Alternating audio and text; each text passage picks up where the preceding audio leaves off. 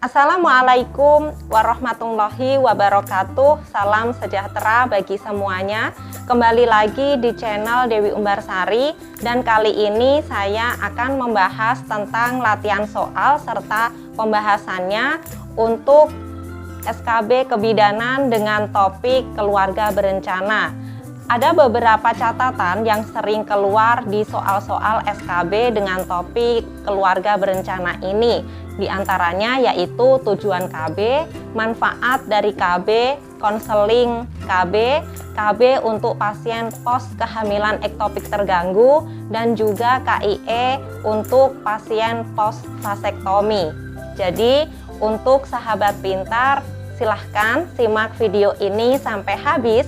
Dan bagi sahabat yang belum subscribe, silahkan untuk tekan like dan juga subscribe-nya terlebih dahulu.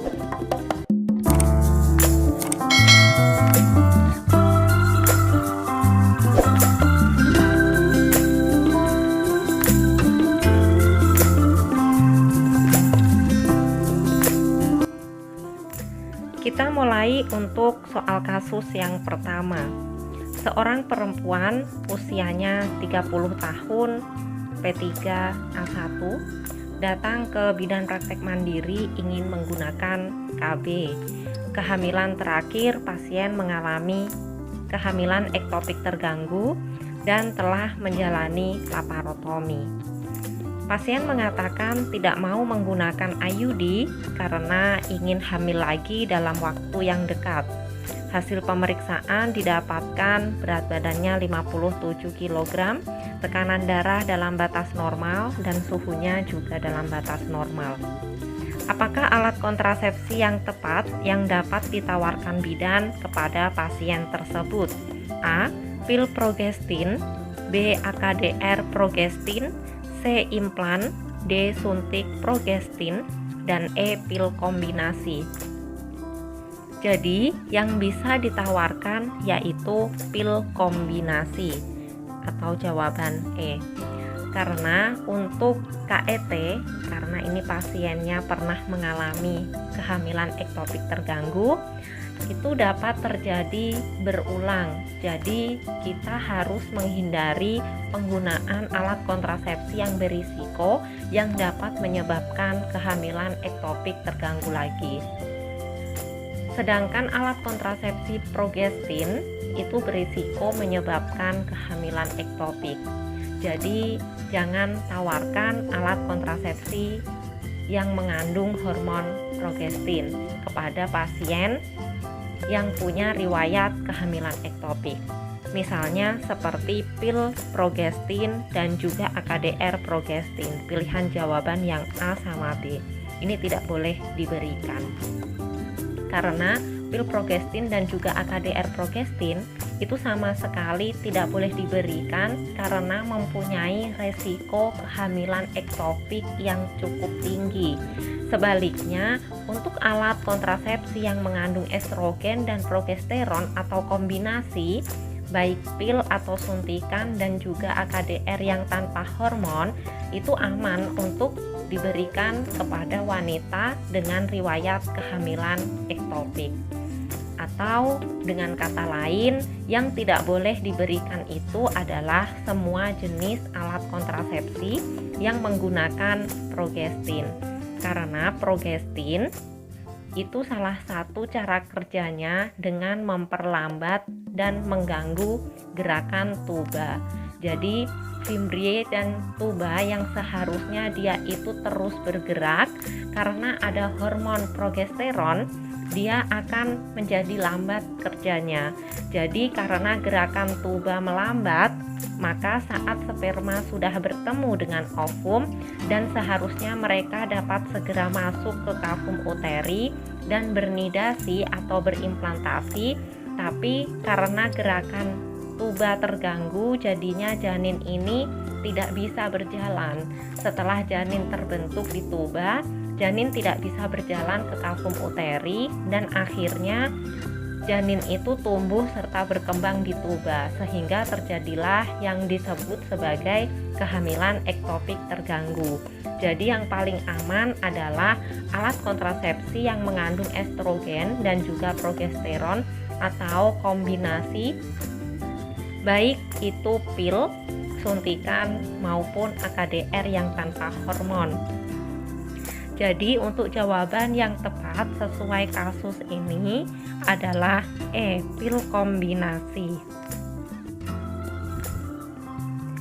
Soal yang kedua, seorang perempuan umurnya 32 tahun, P2 A0, datang ke bidan praktek mandiri ingin mendapatkan KB. Pasien tersebut mengatakan anak terakhir usianya 1 tahun dan masih ASI. Hasil anamnesa ibu mempunyai riwayat penyakit kanker payudara. Hasil pemeriksaan berat badannya 60 kg dan tekanan darahnya dalam batas normal. Apakah jenis alat kontrasepsi yang sesuai untuk kasus tersebut? Di sini ada riwayat kanker payudara, terus ibunya mengatakan anak yang terakhir usianya 1 tahun dan masih ASI, berarti ibunya masih menyusui. Jadi jika ada soal seperti ini, maka kita bisa langsung menjawab AKDR, AKDR, alat kontrasepsi dalam rahim. Alasannya apa? Alasannya yaitu kita harus ingat prinsip jika ada pasien dengan riwayat kanker payudara. Jadi kalau ada riwayat kanker payudara itu tidak boleh diberikan alat kontrasepsi yang mengandung hormonal. Jadi kalau ada kanker payudara itu yang bersifat hormon itu tidak boleh.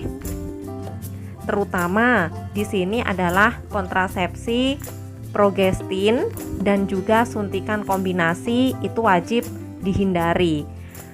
Jadi semua jenis kontrasepsi yang progestin, misalnya suntik 3 bulan, suntik kombinasi, dan juga mini pil, itu harus dihindari.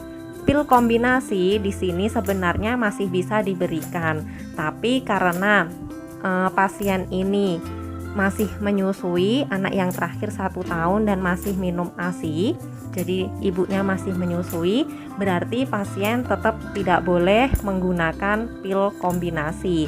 Maka jawabannya yang paling tepat untuk soal yang kedua ini, kasus nomor 2, yaitu D, AKDR atau IUD, karena AKDR ini adalah alat kontrasepsi yang paling aman diberikan kepada pasien dengan riwayat kanker payudara dan juga aman untuk ibu menyusui.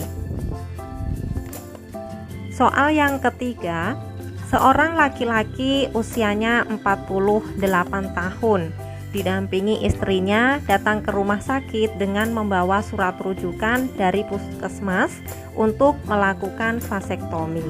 Apakah Menkes yang harus diberikan kepada pasien atau pasangan tersebut? A. Vasektomi dapat mempengaruhi libido.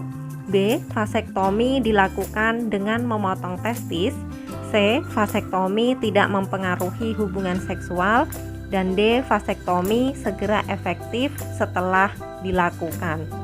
Jadi untuk option A ini kurang tepat, karena vasektomi itu sebenarnya tidak akan mempengaruhi hormon reproduksi, saraf, dan juga pembuluh-pembuluh darah yang ada di penis.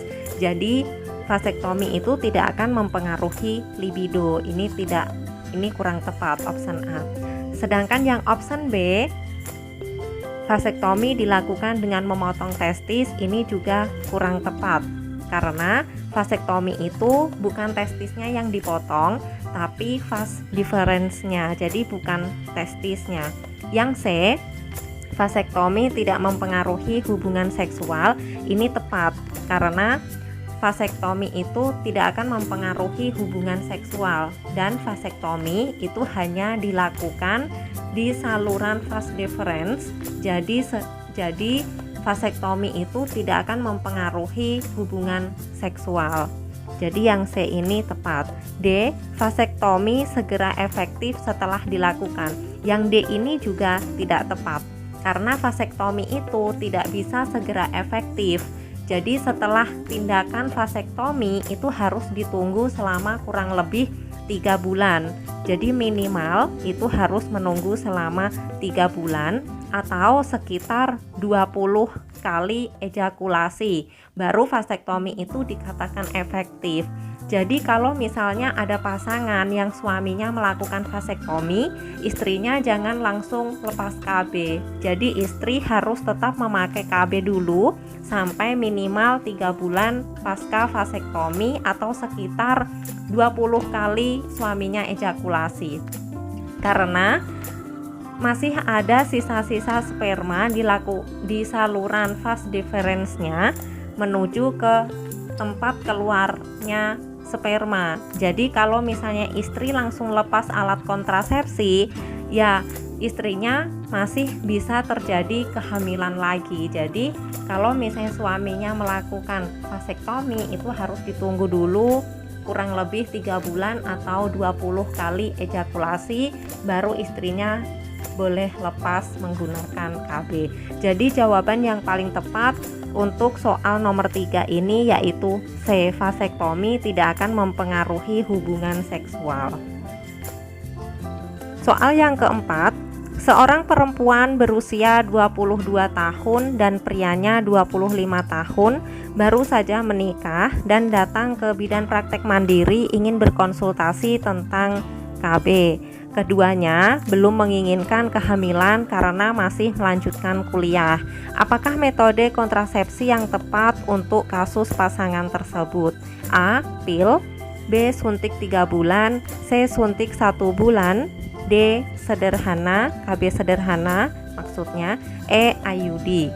Jadi ini kasusnya yaitu pasangan suami istrinya masih berusia muda, yaitu usianya 22 tahun dan prianya juga 25 tahun.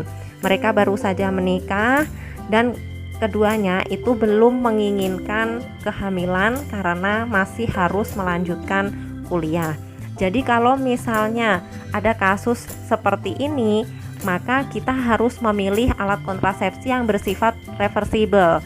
Jadi pilihan utamanya yang bisa kita tawarkan atau yang bisa kita berikan pilihan kepada pasien tersebut, pilihannya adalah A.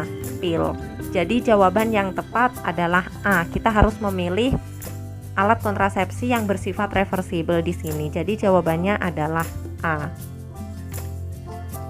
Sekian dulu latihan dan juga pembahasan soal-soal SKB kebidanan dengan tema keluarga berencana.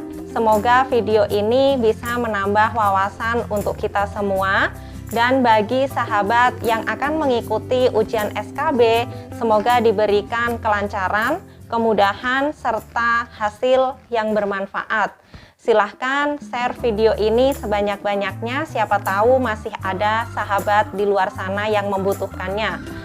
Bagi sahabat yang belum subscribe, silahkan untuk tekan tombol subscribe-nya agar sahabat tidak ketinggalan sharing informasi dari channel ini. Untuk seluruh sahabat pintar, tetap semangat, jaga kesehatan, dan sukses selalu.